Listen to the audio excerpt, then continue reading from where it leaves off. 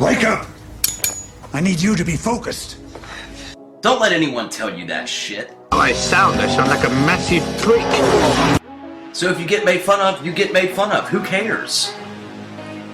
But what I do have are a very particular set of skills. Speed, passion, attitude, reliability, knowledge. Welcome to Lobau's Spark, the power of ADHD. Who is this person who speaks to me as though I needed his advice? Last night he's swimming in Jack Daniels, and now he can lead tall buildings in a single bound. This person would be your host, and yours truly, Lobau. What is your profession? Hello there again, and welcome to Season 10 of Lobau's Spark, ADHD and Resilience. Lobau Spark has started a fundraising effort for Crisis Text Line. We have a goal of $19 per episode, as $19 supports one person in their time of absolute crisis with their mental health. If you would like to donate through our fundraiser titled Lauren's Infinity, the link is listed in the episode's description. Lauren was my wife's best friend and loved by all who came into contact with her. Lobau Spark is proudly sponsored by Build in Public University, a safe place to promote your content. Lobau Spark is also proudly supported by Terry Shubilla, Leo Guynan, Kirk Hofstrom, Casey Elliott, Sarah Delano, Justin Allingham, Blushing Crafter, Jamie Young, and Beth Jones. It is only because of you that I can keep this going. Today's episode centers around annoying ADHD traits that we know about ourselves, but yet we get annoyed with in other people. Let's get honest and think about the things in ourselves that we don't like. And maybe think about how we can give ourselves the grace and understanding. This is a very difficult topic to address, but we're going to address it here and now on this episode. The brave ADHDers featured in this episode are Leo Guynan, Terry Shubilla, Kirk Hofstrom, Blushing Crafter, and Mechi Vincilla. Together, we are something for someone. Today's topic is getting annoyed by neurodiverse traits in ourselves and in others. Now, I'm going to read the email that Leo presented because I can't explain this as well as Leo wrote it, and I suck at writing. So that's what we're going to do. That meeting you were supposed to have with someone, they forgot and didn't show up. Your kids can't find their shoes. What do these things have in common? They happen to those of us who are neurodivergent on a regular basis. How do you handle it? Even when we have the best of intentions, it's really easy to get more and more annoyed with ourselves and those around us. Let's talk about what happens when we allow neurodivergent traits to affect us in negative ways, both within ourselves and throughout our relationship with those around us. I could not present anything as well to start this than Leo wrote in that email. So we're going to go around the group, but I'm going to tell you, for the first time, I'm going to start this because this can get very sensitive and very delicate. And it's not meant to be like, what are you frustrated in someone else that is in this meeting for? This is a generalization, okay? This is not, we are not going to attack. We are not going to do any of those things. My thing is, what I get the most frustrated with in myself is I can't stop interrupting people. And it plays through so much in my everyday life because in my mind, I'm thinking, I'm right. Listen to me. Listen to me. Do not listen. I will cut you off because I'm right. But I'm not a lot of the times. And that gets so overbearing because when I see someone else interrupt someone else, I get so agitated by that. I'm like, why won't they just let this person speak? But then I do the same fucking thing. So that, to me, is the biggest thing, is the interruptions. I desperately hate in myself that I know that if I want to say something, I'm going to say it that might interrupt somebody else. And then looking at other people talk and then seeing someone interrupt someone else, I get mad at that person for interrupting. This is what is so hypocritical to the outside world about this. And so that is what I struggle with, is the interruption quality. I also get frustrated with myself. I get frustrated myself with a lot of things. But it's not being the best at what I'm doing that day. If I'm not the best, then I'm the fucking worst. And then I see somebody else not being their best, and I say, why the fuck can't they just be their best? That's a neurotypical perspective of, of what people do. And so I get mad at myself for that. I also get mad at myself for the fact that, like, you know I'm one of the most loving people in the world, but I show it horribly sometimes. And then I get frustrated that other people don't have the same love I do for other people. And that sucks because, like, I want them to have the same love I do, but maybe their type of showing love is different than mine. I never take the time to realize that. All I say is, like, you should be as loving as I am. Fuck you, whatever. And that is so hard to grasp for me. Watching people not love each other, in my mind, when maybe they really do. It's just they have a different way of showing it. But difference to me is unheard of. Just like neurotypicals. Difference to them is unheard of. To me, when I see a way someone could love someone else, I'm like, you're not doing enough. That's exactly the same thing that we get told. You're not doing enough. So I'm really having to struggle with that right now. Leo, you said it great. Your kids can't find their shoes. Well, I can't find my shoes. But if my wife can't find her shoes and I need to be somewhere, I'm like, why can't you fucking find your shoes? Is it not important to you that we get here at a certain time? Like, that's so fucking bad. That's so hypocritical on my part. So I'm going to call on Leo first. So I think you really hit the nail on the head with, like, you're not doing enough, right? This is something that I think, especially, you hear all sorts of things going up. You're not living up to your potential. And so there's this constant refrain of, like, it's never enough. It's like, I'm not doing enough. The people around me aren't doing enough. Nobody's ever doing enough, because it's something that we've heard over and over again. And, so one of the ways that really ends up manifesting for me is, especially if I'm having a day where, like, I'm struggling to kind of get anything, like, actually accomplished.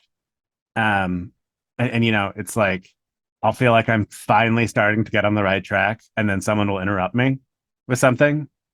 And, like, that can trigger just an absolute explosion. I'm like, why the fuck would you interrupt me? Like, I'm finally starting to do this because I'm so mad at myself, like, for not having, been able to, like, get on track, that, like, I'm finally able to get on track. And then something takes me off. And that's incredibly frustrating. The kids, like, constantly losing things. And then it's like, again, I think it comes back to this idea of, like, oh, I have to, like, line everything up very specifically in times, or I'm not going to be anywhere, because otherwise it'll be time to leave. And then I'm like, oh, actually I have these, like, 5 things I need to do before I leave the house in two minutes, right? And then it's like, oh wait, actually I should have left already. And so, I've tried to instill, like, the kids with kind of different ways of thinking, and they're just not, it doesn't appeal to them at all. Like, and I know this because a lot of times it doesn't really appeal to me at all either. And so it's this, like, it's the whole idea that, like, everyone has all these ideas, like, oh, well, why don't you just do this, right? Like, this one simple trick, and except that it's never that simple. It's always one of those things you have to experiment to find what works for, at least now, right? And so trying to figure out how to to balance that out, but instead of the just like, oh, just do this thing, like that doesn't work. Like I can keep yelling it at you, but it's not going to actually change anything, and it's just going to piss both of us off because one of us will start yelling, and then the kids start yelling back, and like it just creates this whole really negative atmosphere. Kind of just this constant need to go and like push harder and feel like it's never enough. And then you kind of couple that with like having big ideas of like what's possible. And you feel like you're not actually moving toward that at all because you're like, I just see what this could be, but it's not there now. And that's a fucking tragedy. Like, why are things not different now? Like, I see the answer. Why is it not different? No idea what that feels like, by the way, as I interrupt you. Right. Yeah. No, I got you. Nail on the head. Yes. And just trying to, balance everything. And, nothing is ever actually in balance. Trying to get better at that, but it's definitely a struggle. Yeah, 100%. Thank you, Leo. That's perfect, actually. Blushing. Let's go with you next on this topic. Now, I've worked on this for a good while. I so know. I don't get as annoyed anymore, but there's specifically one thing that is frustration for me still. And I'll speak on what frustrates me about my things first, but it is the same in a couple of other people or a few other people around me. And it is hyperfocus. Sometimes it's good for me to be able to hyperfocus on something. But I've led up onto that with really struggling to get started, thought through the whole process. And when I get that momentum to get started, and I get started, I get into my zone, and then something happens. The phone rings, or somebody interrupts me, even though it's maybe for something important. It is so frustrating because that hyperfocus is broken, and I can't get it back that day, and maybe not for several days for that specific task I need to do. And I can't really get much useful other than that done either, because I'm just really jarred. I've learned to get to a point where I can like go and do the routine stuff, like the cooking I need to do. It's at least small parts of it. But oh my gosh, it's so frustrating. It's great when hyperfocus is helping me, but it's not great when I get it gets disrupted by something or someone. Yeah.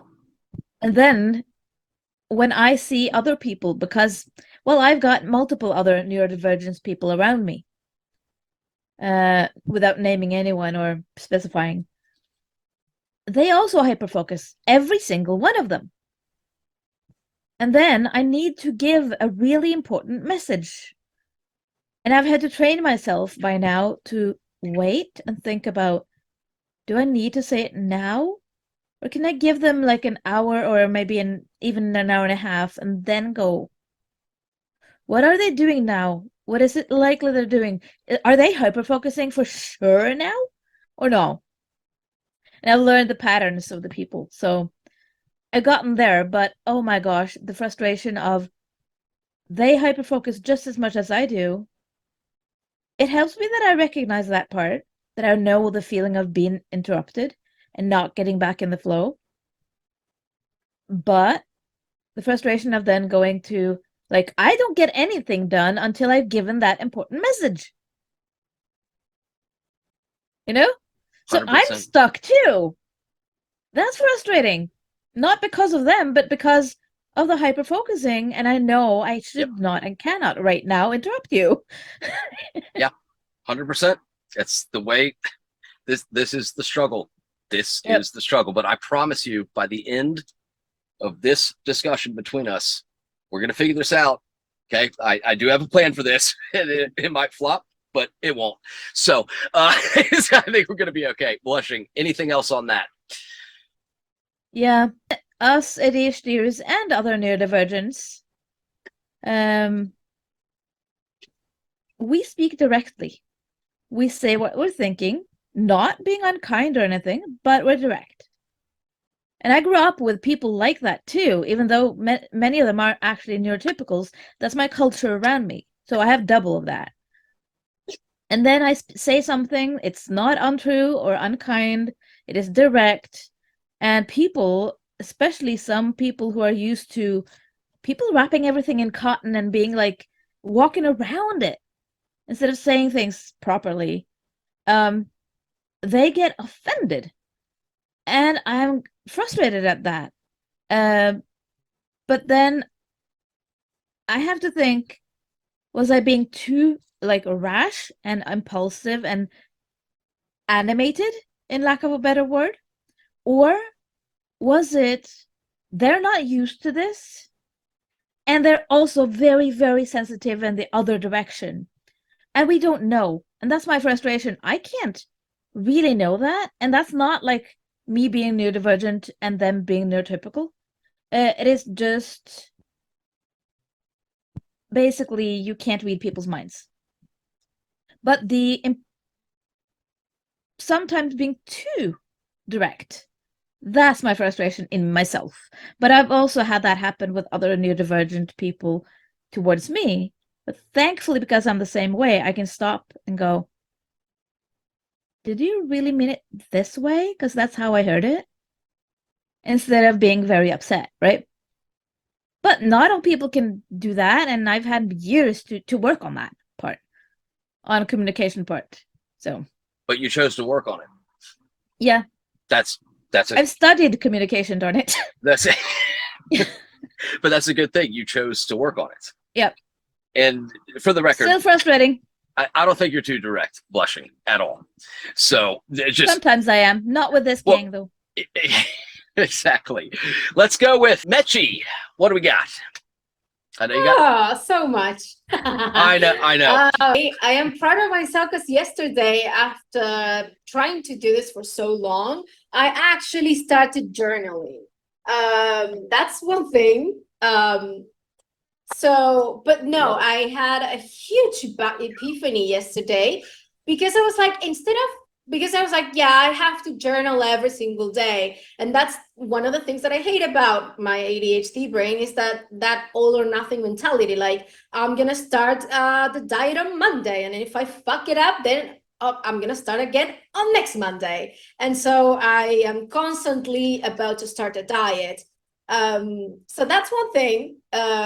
But no, I mean, I found out that the best way for me, at least, to journal is whenever I encounter something that makes me angry or I get salty about it, or, I just don't like it or makes me feel sad, I'm just going to write it down anywhere I can, like my phone, for example.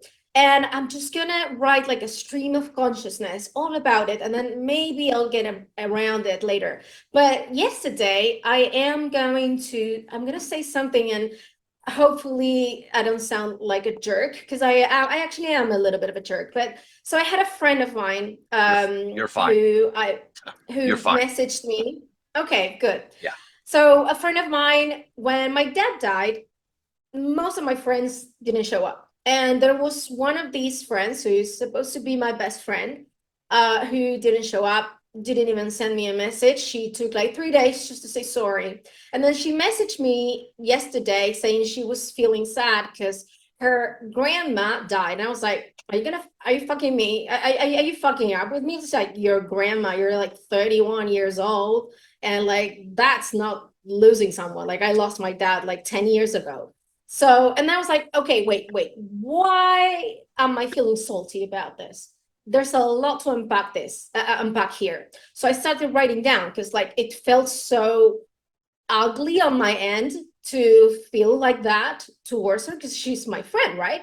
But I knew that there was something there to analyze. And I got this huge epiphany that for me is like, I get salty every time that, and I'm gonna actually read aloud what I wrote down to see if I make sense of this. So every time that I see someone that doesn't work hard enough to get something, or their lives are easy, at least for me, like losing your grandma when you're 30 instead of losing your dad when you're 20, let's say. Or I don't know, being born in a first world country, or being born with money, or having parents who gave you a good citizenship. Is, you know, mind you, I've been like 8 years just trying to find the papers just to, you know, start the Italian citizenship. Or people who marry into money, or women who get things from their partners, so things like that. And I'm like, why am I salty about this? Why do I fucking care? Because in the end, I don't care about what other people do. So why is that? And then I'm like, oh yeah, I know why. I've been undiagnosed my entire life with ADHD. So my entire life, everything that for other people is fairly easy, like getting started on a project or studying or graduating or anything, it's so much easier for them. And all I had to do is just take one fucking pill. And I didn't know that I had that. Like, but seriously, I didn't know that it was so easy. I remember the first time I was 30 years old that I took one med, and all of a sudden, I don't know if you've ever seen this video, but there's a viral TikTok on videos, everyone going blah, blah, blah, blah, blah, like a lot of voices, and then all of a sudden they just listen to one voice. That is exactly how I felt. And I'm so angry it took me 30 years just because I'm a woman. We're underdiagnosed. I live in a third world country where nobody knows anything about this.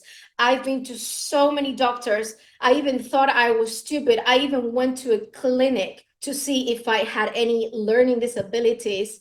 And I'm like angry at it. And of course, I'm going to feel salty about people having it easier than me. But it's not because I'm a bad person. I thought inherently I was a bad person. No, it's underdiagnosed ADHD, dealing my entire life with, you're not good enough, you're not working hard enough. Fuck no, you don't even know what I'm doing. I work really hard.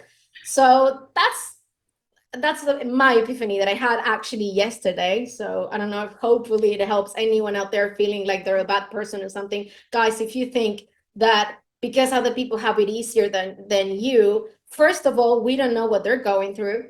Second of all, maybe your ADHD is the reason and you're not actually a bad person. You're just dealing with this. Okay, again, Betchy, with the unbelievable speech that makes you want to run through a brick wall again. You do this every time. I love it.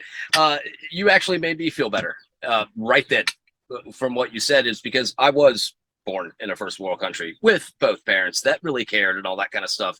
It makes me feel not as alone, because I was just as fucking mad as you about not being able to recognize why I can't fucking do something I want to do.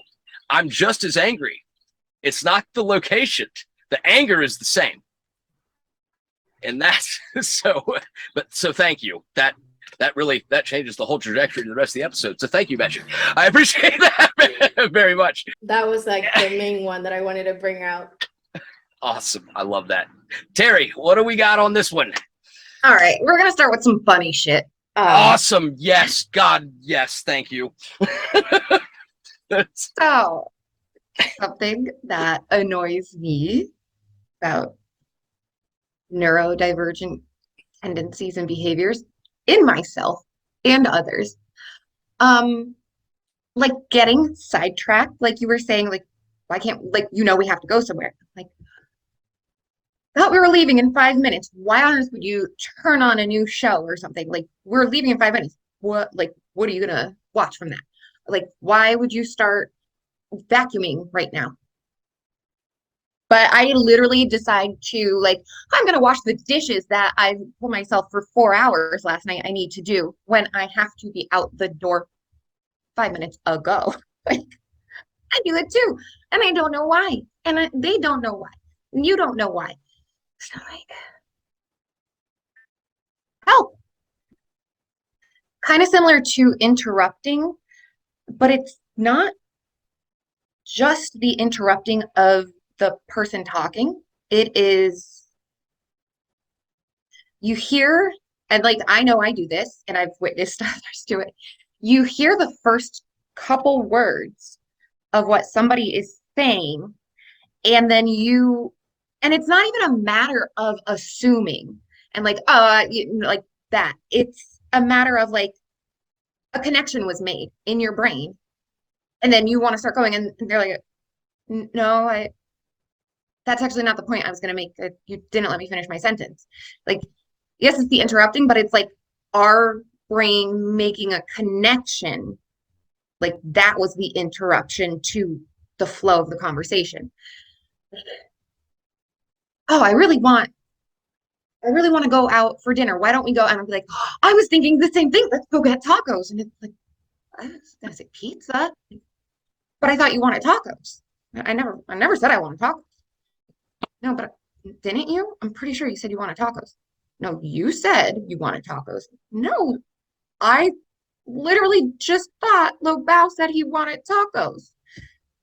Like I could hear your voice saying I want tacos. No, I fucking want pizza. And you didn't even let me say I want pizza. Like I know we all do that. Yeah. And it is the awareness part of it, like being aware of it. And you're like, the bitch about awareness is that it is after the fact. Always. That's Always. so true. Some of the things that really annoy me about my neurodivergent self, which are actually some amazing things about me and like strengths, I cannot fucking stand how much I care. I fucking hate it. I want to stop. I want to be careless. I don't want to care about every single person's every single feeling. And like, I hate the fucking empathy. I hate having empathy. I really do. It is destructive to me. But I also know it is helpful to people around me. Maybe. I don't know. I'm just trying to make myself feel good. But like, oh, this heart, man. Sometimes it's too big. Like that is. And then expecting your heart from other people. And I'm really sorry. I don't remember which one of you said this. Leo, maybe it was you, about like wanting to get to the end goal. And like, so obviously impatience, yes, that is something that annoys me about myself and annoys me about other people.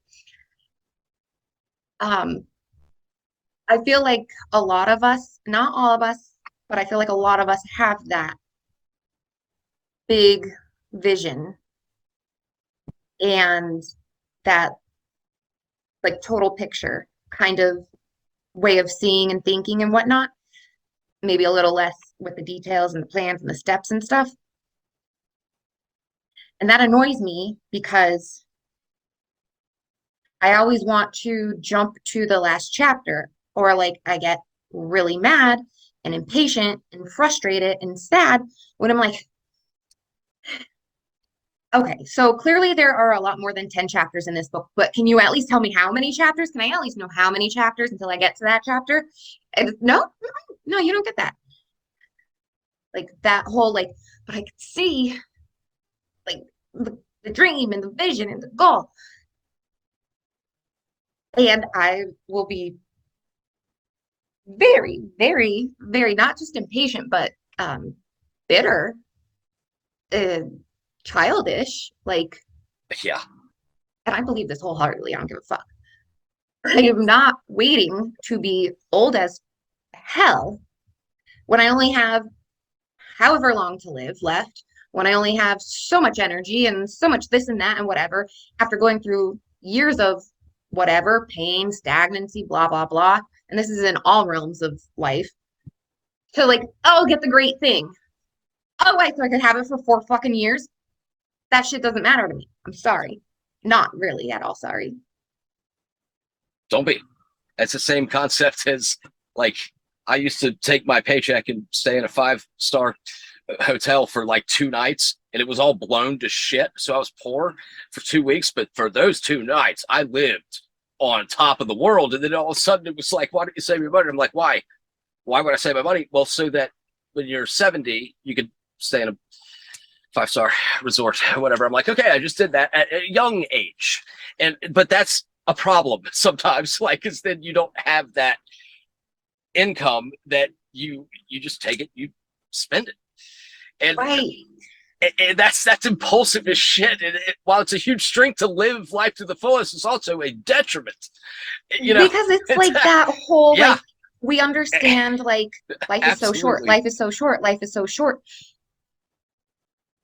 But then any inconvenience or season that is not pure happiness, life is so long, life is so long, life is so long. 100%. Kirk, what do we have to say in this dissertation that you will be presenting to us? I probably could write a dissertation on this. I know. It's really interesting hearing everyone talk about how we all sort of have to deal with time blindness. We hold ourselves accountable to high standards, and we want to change the whole world and change our whole lives every single week in a week. And if we don't do it in a week, suddenly we're so down on ourselves. It's like we have these extremely creative minds that go 10,000 miles an hour. So we see all the possibilities. We see what we can do, what we want to do, who we can help, how we can help them, what it would look like in 10 years, 20 years, 40 years. Sometimes there's a tiny, tiny step between here and there. That's paperwork, that's research, that's a conversation, that's a phone call that is agonizing for our brains. Like it's almost unfair. We watch someone else can do that thing for a job, like just do this mundane task over and over and over again. And if I could do that mundane task just a couple times, I swear I could change the whole world. That sort of like up, down, up, down, up, down mindset is maddening. It makes you feel crazy. Because the other thing too is sometimes those mundane tasks don't get us that baseline level of dopamine that we want. That little tiny thing that we need to keep from being all over the place isn't there in the most important task to us. It can be so important, but it is so boring and so bland for our brain. Even if it's important, even if we understand the value, even if we want to do it. Sometimes I have trouble pursuing things that are valuable and meaningful and these huge opportunities because there's no dopamine. And that is wild because other people don't get it either. Like, why? If you could change your whole life by doing this one interview, filling out this one piece of paper, applying to this one job, reaching out to that one person, why wouldn't you? I mean, I want to really bad. I think about it every day. I think about it all the time. I wake up thinking about it. I dream about it before I go to sleep. I dream about it while I'm asleep. I think about starting it while I'm at work. When I come home, there's all these big, wonderful, compelling, interesting ideas, compassionate ideas, kind ideas. I think that's the thing that plagues me every day. And it's every day. I think about that every day. Oh, I could have done this. I could do this. I could be more efficient. I could be smarter. I could work harder. I could work harder. I could work harder. I could work harder. Yeah, that's yeah. This sounds familiar, doesn't it? Till it depletes you to the point where you can't even breathe. Yeah.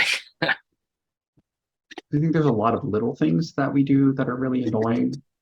My boss Lavau interrupts me like 42 times an hour.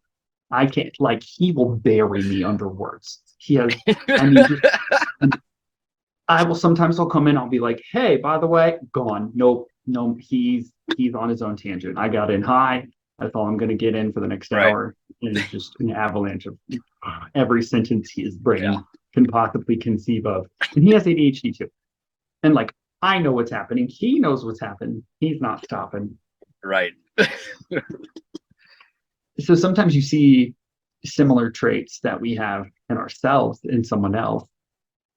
But let's say he's worse at that one. And I'm like, I'm going to stab you if you don't stop.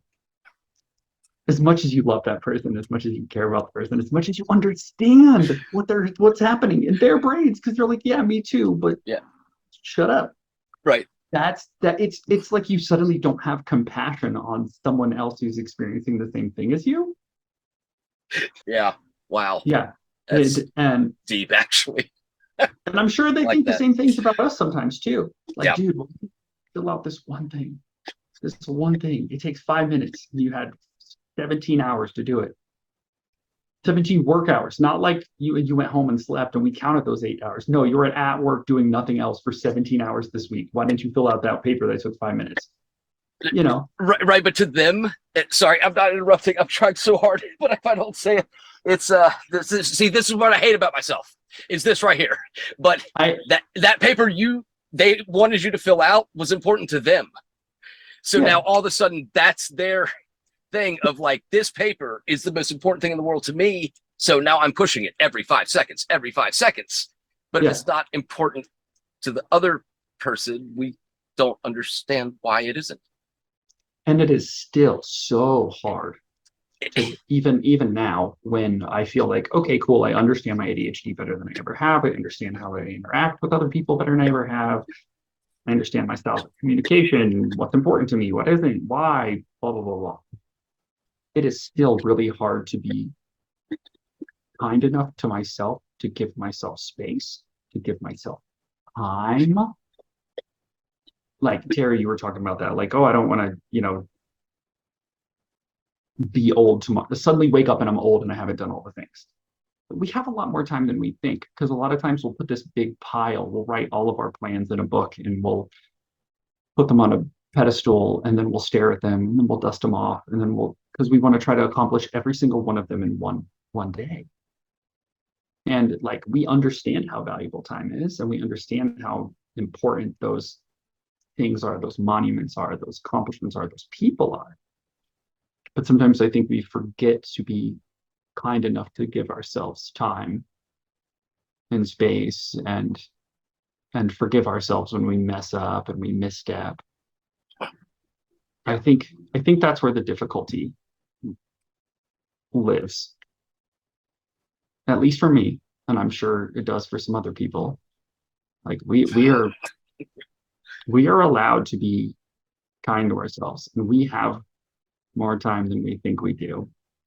It's going to take years to get where we want to be, no matter who we are, because we have those big ideas, because we have our big hearts, and because we have, kind dreams and grandiose dreams. And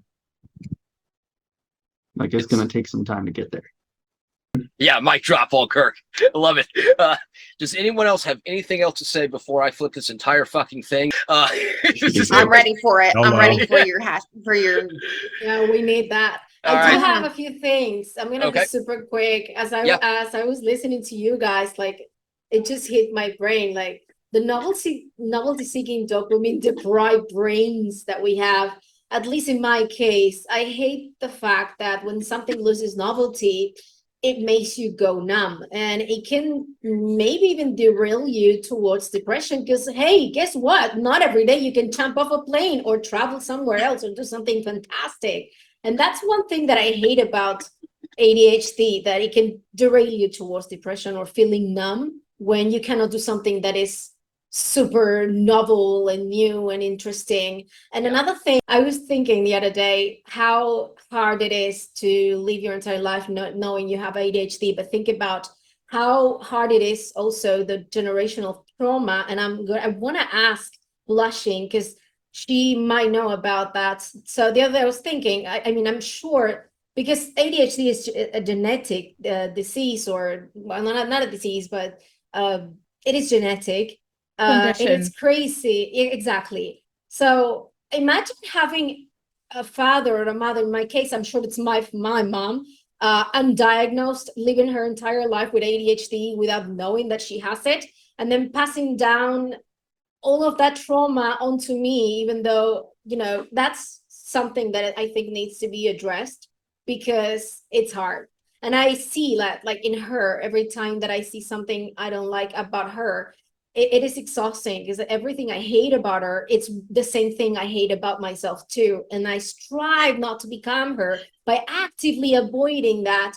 But between that and masking, it is so exhausting to have ADHD. It is so exhausting. All you say rings true.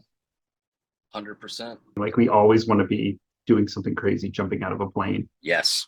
Sometimes I try to explain that to other people, like what my brain wants to do. And I'm like, they're like, what do you want to do? And I'm like, I kind of want to be like on a roller coaster with a metal band behind me while I'm fighting the person in the seat next to me. Like That that's kind sounds of like the amazing. goal I need right now. But Right. if I can't get that, a nap. I either want to like be on a rocket ship 100%.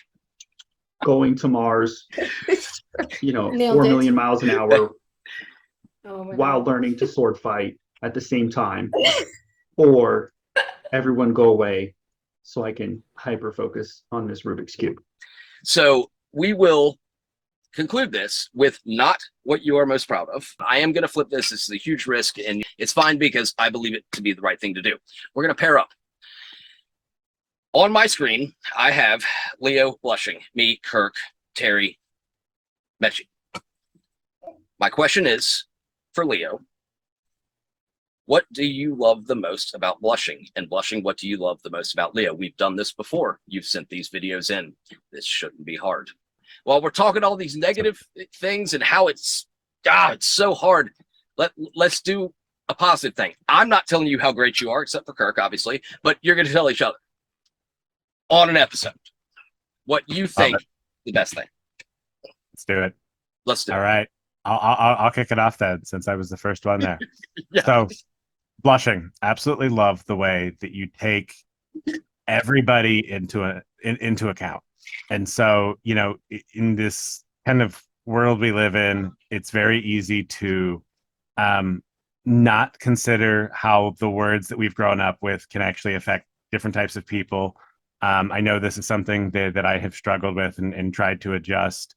And so you're always very careful about the language you use, and making sure that the things you say are not harmful to different groups of people. And I really admire that, and the fact that all you do for being a Twitch ambassador, and everything that you're overcoming is absolutely phenomenal, and you're still going out and making a positive impact on the world. And I just love to see it. It truly does energize me every time I see you doing that, because it's absolutely incredible. And I really appreciate you being part of this group. Thank you. Love it. I have to say, I'm not a Twitch ambassador. I'm a mental health advocate. That's the one. Sorry. Yeah. But what do I love Twitch, most maybe about she's suffering. Leo? There are many things. And one of them is you're so sturdy, steady. You are also quite witty, but in your own way. And you care so much about people. And sometimes, just like myself, maybe too much. But then you've also learned to take care of yourself. And actually, that's something I'm also proud of you for, but I love that about you too. That's awesome. We are going to go with Terry and Mechie next.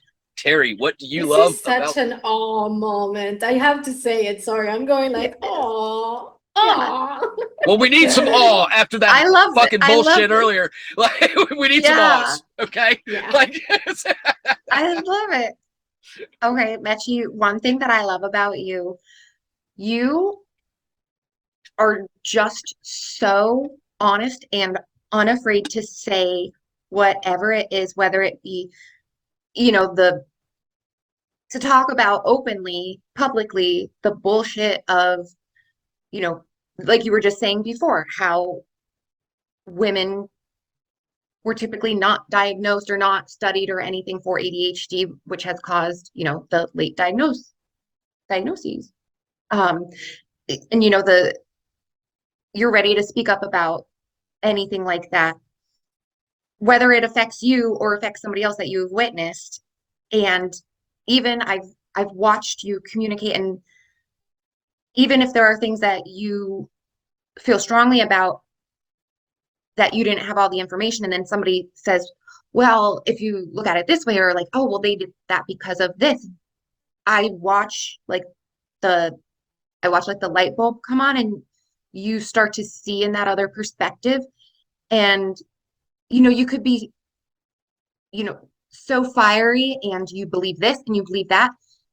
But in the same token, you are equally able to take in new information and say, oh, okay, well, yeah, I understand. Yeah, that makes sense. I didn't think of it that way. So I just love your just honest communication, not just with other people, but I think with yourself.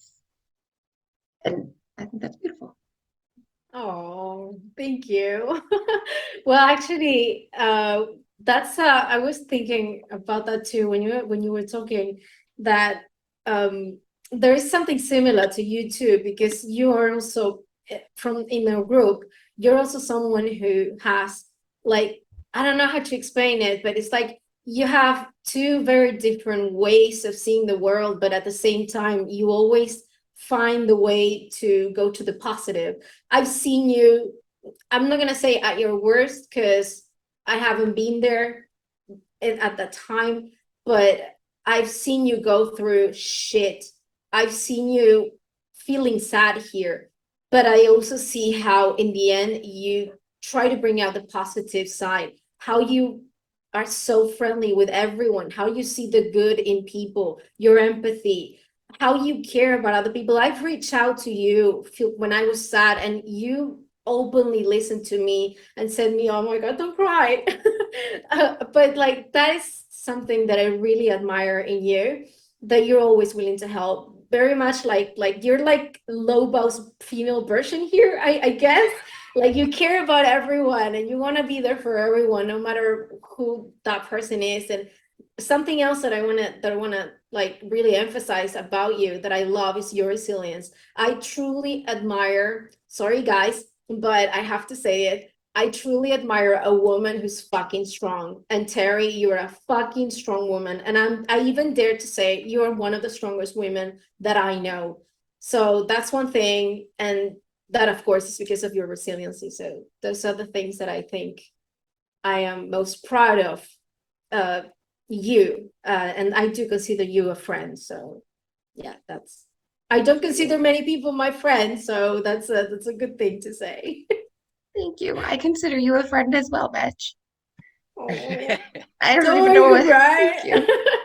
Well, this is working out better than expected. I love it. I love it.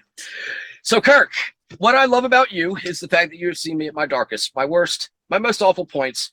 Zoom calling you, and others, you have done this with me as well. But Kirk knows sports. Kirk knows a way to phrase things to me that I really understand. And he can shift my mind from ultimate despair to ultimate euphoria in a split fucking second, because he is perceptive as shit. He might be the most perceptive person here. And I appreciate that more than anything, to know that I have a counterpart that is like, what did you think about this? Because I know what he is thinking about someone else, or how they acted, or how they behaved, is 99.9% right. And to know that I have someone like that in my life means a fuck ton to me. And because I felt alone in that, being able to like see, is this person doing this, you know, whatnot, until I met you. Then it was, I've got a friend in this, like, that is willing to help me, but also thinking through the way that he's reading my brain as much as I'm reading his. And that I need that. Like, I need that, man. That's so, thank you so much for that. Thank you. Thank you very much. Yeah. Lobo. It is not hard for anyone in this group. It would not be hard for anyone who has been on this podcast to thank you, because you brought us all here and we've been able to have these meaningful conversations.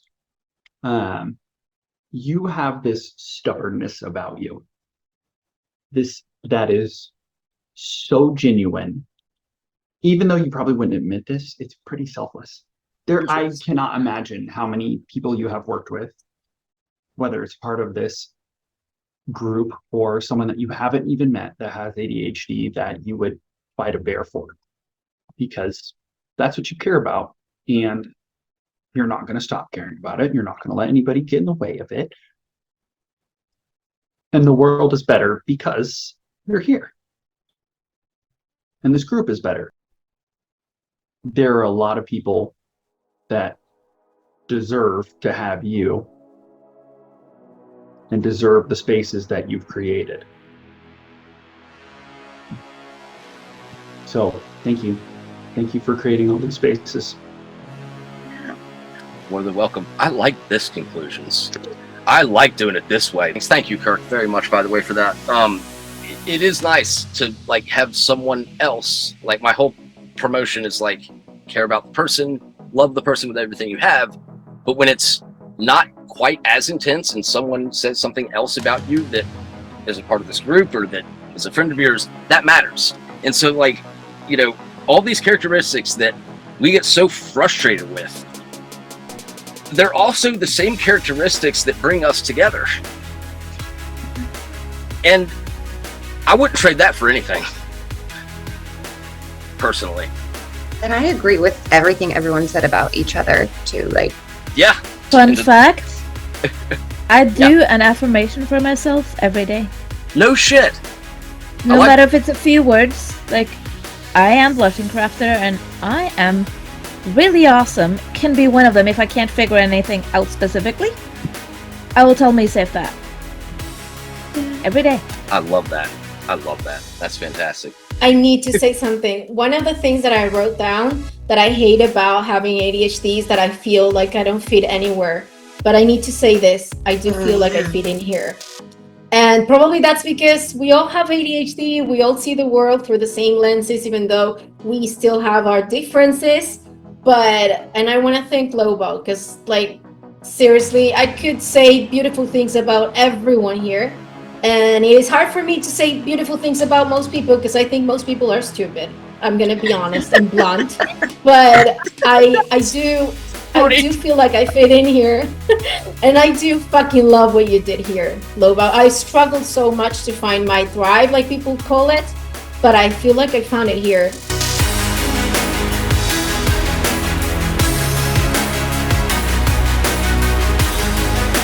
What is your profession?